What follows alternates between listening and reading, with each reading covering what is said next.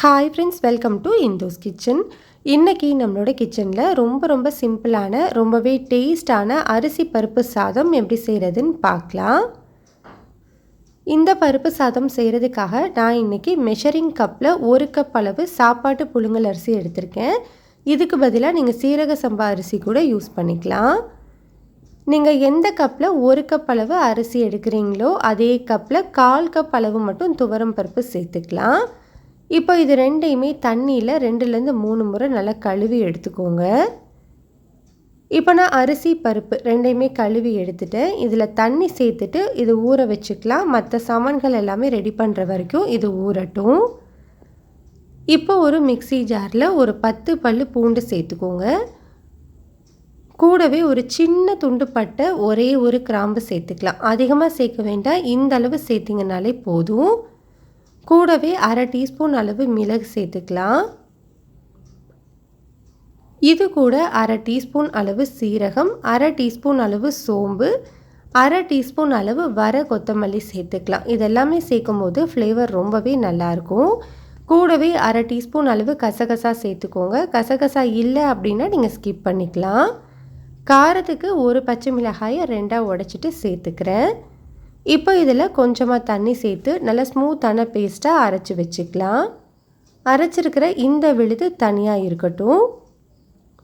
பருப்பு சாதம் செய்கிறதுக்காக ஃபர்ஸ்ட் ஒரு குக்கரில் ஒரு 2 டேபிள் ஸ்பூன் எண்ணெய் சூடுபடுத்திட்டு 1/2 டீஸ்பூன் அளவு கடுகு, 1/2 டீஸ்பூன் அளவு சீரகம் சேர்த்துக்கலாம்.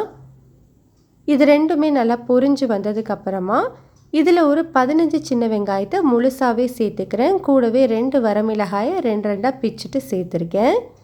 இப்போ இந்த வெங்காயத்தை 2லேருந்து 3 நிமிஷத்துக்கு மீடியம் ஹீட்லேயே வச்சு வதக்கி விட்டுக்கோங்க. இப்போ பாருங்கள், வெங்காயம் நம்மளுக்கு நல்லா வதங்கி வந்துருச்சு. நம்ம ரெடி பண்ணி வச்சுருக்குறோம் இல்லையா மசாலா, அதை அப்படியே சேர்த்துக்கலாம். இந்த மசாலாவோட பச்சை வாசனை போகிற வரைக்கும் மீடியம் ஹீட்லேயே வச்சு வதக்கி விட்டுக்கோங்க. இப்போ பச்சை வாசனை எல்லாமே போயிடுச்சு. இது கூட நான் ஒரு 1/2 டீஸ்பூன் அளவு மிளகு சேர்த்துக்கிறேன். நீங்கள் தாளிக்கும் போதே சேர்த்துக்கோங்க, நான் மறந்துட்டேன், அதனால் இப்போ சேர்த்துருக்கேன். இது கூட 2 மீடியம் சைஸ் தக்காளியை பொடியாக கட் பண்ணிவிட்டு சேர்த்துக்கலாம். இந்த சாதத்துக்கு தேவையான அளவு உப்பு, ஒரு டேபிள் ஸ்பூன் கல்லுப்பு சேர்த்து இந்த தக்காளி நல்லா மசிகிற வரைக்கும் வதக்கி விட்டுக்கோங்க.